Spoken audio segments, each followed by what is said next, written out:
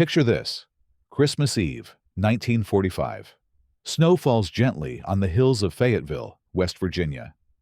Inside a modest two-story home, children's laughter fills the warm glow of a family getting ready for Christmas. 5 young siblings, Maurice, Martha, Louis, Jenny, and Betty, are still awake, buzzing with excitement. Their older sister Marion has just come home with her first paycheck and surprised them with gifts she bought herself. It's one of those rare nights where joy feels endless. By dawn, that joy would be replaced by smoke, ruin, and a mystery that would haunt America for decades. Welcome to Unsolved Cases by Skoob. I'm your host, Larry Hunter. Today, we're unraveling one of the most chilling and enduring enigmas in American true crime: the disappearance of the Sodder children. This isn't just the story of a house fire. It's the story of a family that refused to accept the official version, a trail of odd clues that never added up, and 5 children who seemed to vanish into thin air on Christmas morning. And as with every Skoob investigation, we don't just follow the story, we dig into the shadows it leaves behind. If you want to explore exclusive case files, theories, and deeper dives like this one, download the Skoob app and unlock the full story behind the mystery. Link in the description. To understand this mystery, we need to start with the family at its center. The Sodders weren't just any American family. They were immigrants who had built their American dream from nothing, and that dream would become their nightmare. George Sodder, born Giorgio Sodder in Sardinia, arrived in America as a young man with nothing but determination and an unshakable belief in hard work. He met Jenny, another Italian immigrant who shared his strong spirit and devotion to family. Together, they created something beautiful: a thriving household of 10 children in the hills of West Virginia. But George brought something else from the old country: a fierce hatred of authoritarianism. As Mussolini rose to power in Italy, George became increasingly vocal in his criticism. At family gatherings, in his community, anywhere people would listen, George spoke out against the dictator with a passion that made some admire him, and others saw his words as dangerous. "Silence in the face of tyranny is unacceptable," George would say. He had no idea how prophetic those words would become. By 1945, the Sodders seemed to have achieved the American dream. George's trucking business was thriving. Jenny managed their bustling household with discipline and love. Their 10 children each had distinct personalities that created the perfect chaos of a large family. John, the oldest, was his father's right hand. Marion, gentle and responsible, helped care for the younger ones. Then came the 5 who would disappear: Maurice, energetic and eager to prove himself; Martha, mature beyond her years; Louis, spirited and curious; Jenny, gentle and sweet; and little Betty, bright and cheerful, the baby who adored her older siblings. The Sodders were known throughout Fayetteville for their independence, their work ethic, and yes, their willingness to speak their minds. George's political opinions created tension in the immigrant community, but in daily life, they seemed like any other family building their future in rural America. Christmas 1945 was supposed to be special. Joseph had recently joined the military and wasn't home for the holidays, but 9 of their 10 children gathered to celebrate. They decorated the house, made treats, and planned small celebrations. On the surface, their lives looked perfectly ordinary. But beneath that surface, subtle events had been creating unease. A stranger had visited their home, making comments that struck George as oddly pointed. Another individual had hinted at danger if George continued criticizing the Italian government. Small incidents that seemed insignificant at the time. The Sodders had no idea these warnings would take on terrifying significance in just a matter of days. Christmas Eve, 1945, started like any other holiday evening. At 10 p.m., Jenny Sodder was trying to get her younger children to bed, but they were far too excited about Christmas morning. Marion had surprised Martha Jenny and Betty, with presents bought with her own money from her first job, and the girls were beside themselves with joy. George, exhausted from work, had already gone to bed. Jenny wandered through the house, completing small tasks, listening to the muffled laughter from the living room. When she finally lay down beside 2-year-old Sylvia, she was smiling. The older boys were out with friends. Marion would bring the younger girls upstairs later, and soon the house would settle into peaceful Christmas Eve dreams. She had no way of knowing she was hearing her children's voices for the last time. Around 1:30 a.m., Jenny woke abruptly. Something was wrong. Smoke was drifting through the cracks around her bedroom door, and the darkness felt heavier, more threatening than any ordinary shadow. Acting on pure instinct, she grabbed Sylvia from her crib and rushed toward the hallway. What she saw next would haunt her for the rest of her life. Flames in George's office, near the telephone line and fuse boxes. She ran to wake her husband, and within seconds, the cry of "Fire!" echoed through the house. Jenny and George stumbled into the freezing December night with Sylvia and the older children they could reach, Marion, John, and George Jr. But 5 children were still inside, asleep in the attic. George looked up at those attic windows, desperately searching for any sign of his missing children. The flames were spreading too fast. George tried to re-enter the house, but a wall of fire blocked the staircase. Smoke poured from the doorway, and the heat forced him back outside. In desperation, George and his son searched for their ladder. It was always there, always in the same spot against the house. But it was gone, vanished. They ran to George's work trucks, thinking they could drive them close to the house and climb up to reach the attic windows. Neither truck would start. Both had been running perfectly earlier that day, but now they were dead, useless. Think about this for a moment. In their most desperate hour, every tool that could have saved those children had been systematically removed or disabled. The ladder, gone. The trucks, disabled. The phone lines.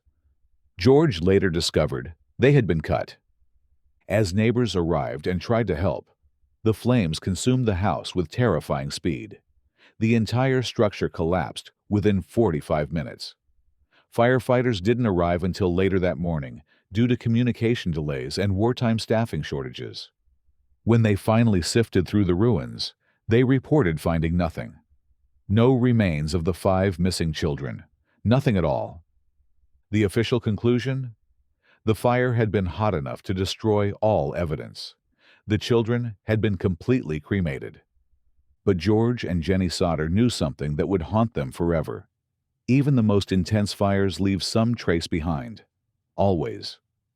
Christmas morning, 1945, should have been filled with joy, wrapping paper, and children's laughter. Instead, the Sodder family stood in the snow, watching firefighters search through the smoking ruins of their home. The fire department's delayed response weighed heavily on everyone. Neighbors had gathered for nearly an hour during the blaze with no professional help.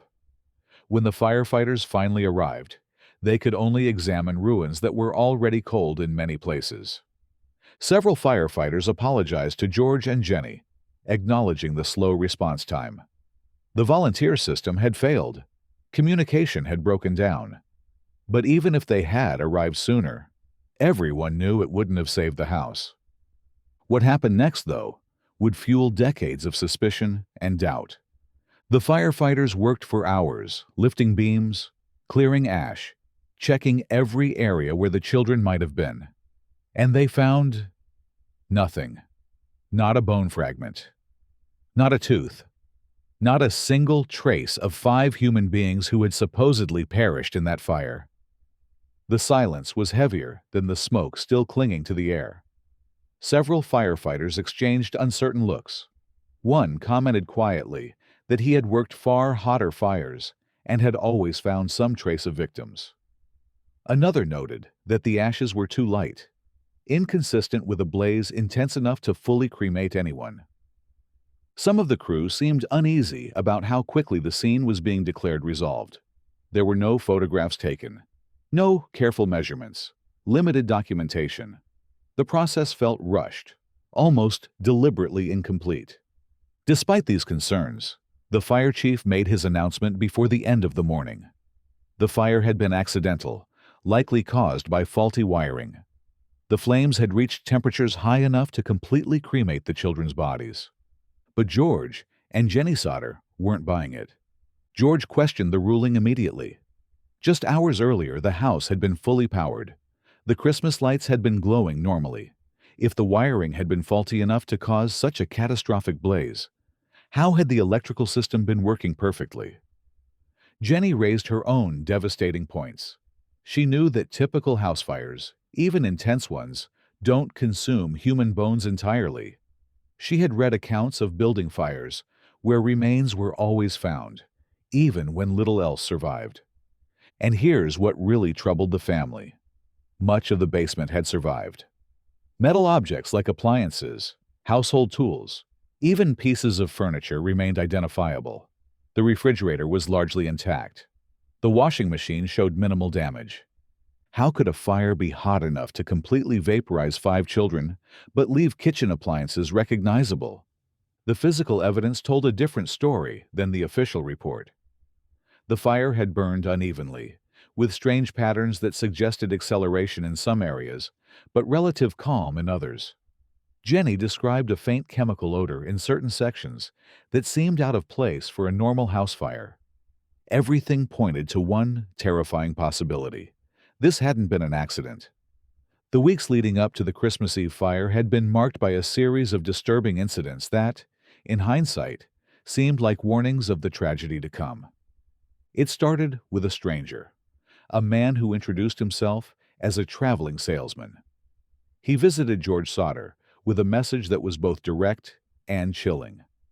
George needed to stop his outspoken political statements, particularly his criticism of Benito Mussolini and the Italian government.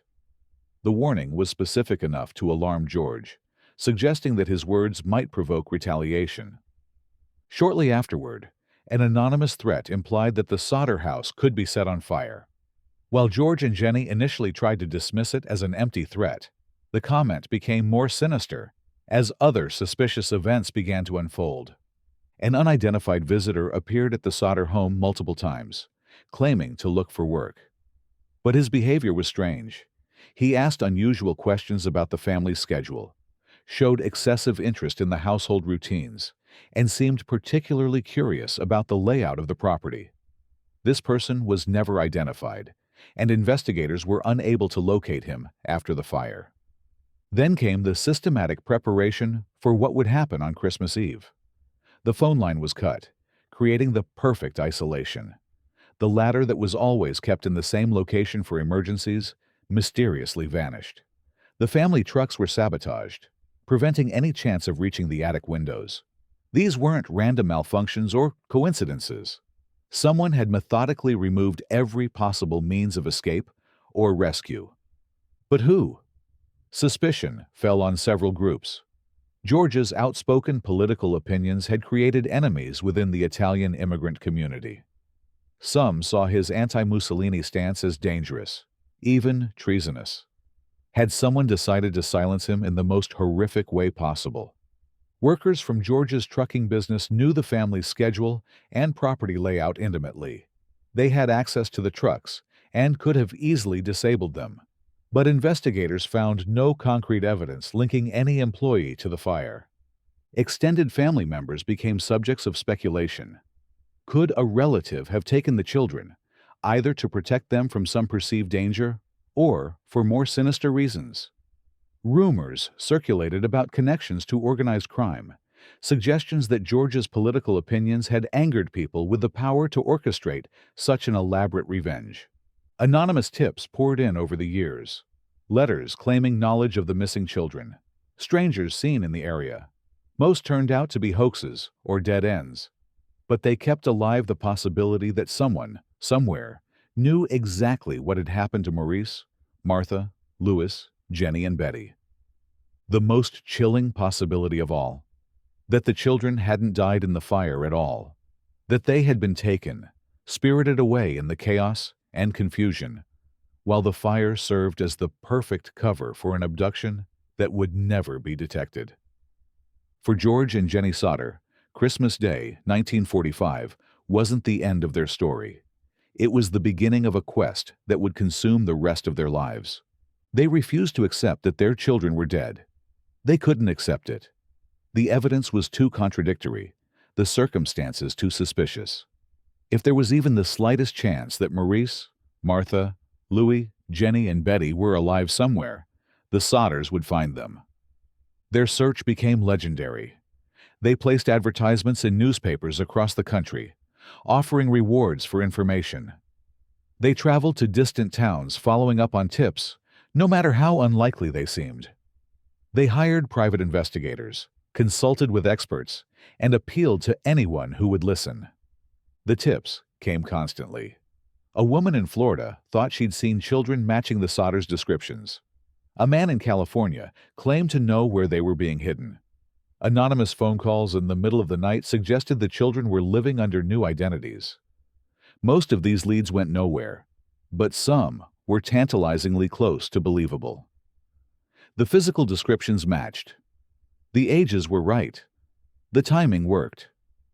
But conclusive proof always remained just out of reach. The Sodders' dedication became the stuff of local legend. George would drive hundreds of miles to investigate a single tip. Jenny kept detailed files of every contact, every lead, every possibility. They spent their life savings on the search, never considering the cost too high if it might bring their children home. As the years passed, the case attracted attention from journalists, investigators, and amateur sleuths. The story spread beyond West Virginia, becoming a national mystery that captured imaginations and hearts across the country. But for George and Jenny, this was never about fame or attention. It was about 5 children who had vanished without explanation, and parents who refused to stop believing they might still be found. In 1949, 4 years after the devastating fire, George Sodder made a decision that would add another layer of mystery to an already baffling case. Frustrated with the lack of concrete answers from local authorities, and convinced that the official explanation was incomplete, he hired Dr. Oscar B. Hunter, a pathologist, to conduct a scientific investigation of the ruins. This wasn't just a grieving father grasping at straws. This was a methodical, professional excavation using the best forensic techniques available in 1949. George insisted on careful, systematic digging, hoping that even the smallest fragment might provide some clue about what had really happened to his children. During the excavation, Dr. Hunter made a discovery that sent shockwaves through the investigation. Buried among the ashes and debris, he found 4 small shards of bone that appeared to be vertebrae. After 4 years of uncertainty, George finally had physical evidence. The fragments were sent to the Smithsonian Institution for analysis, the most prestigious scientific institution in the country. Surely here, they would find answers. The results were both revealing and deeply troubling. The experts determined that the vertebrae most likely belonged to a single individual, approximately 16 or 17 years old. But here's the problem. This age didn't correspond to any of the missing Sodder children. Maurice, the oldest, had been only 14 when he disappeared. Even more disturbing was what the bones revealed about the fire itself. The fragments showed no signs of exposure to intense heat. No charring, no cracking, no thermal alteration that would be expected if they had been subjected to a fire capable of consuming an entire house. The Smithsonian experts concluded that the bones had probably been introduced to the site when dirt was used to fill in the basement after the fire. They were likely unrelated to the Sodder children and had no connection to the events of December 24, 1945. But this scientific explanation only deepened the mystery.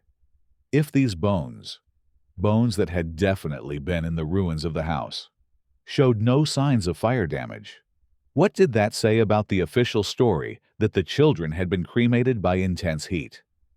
The absence of fire damage on the recovered bone fragments seemed to support what George and Jenny had believed all along.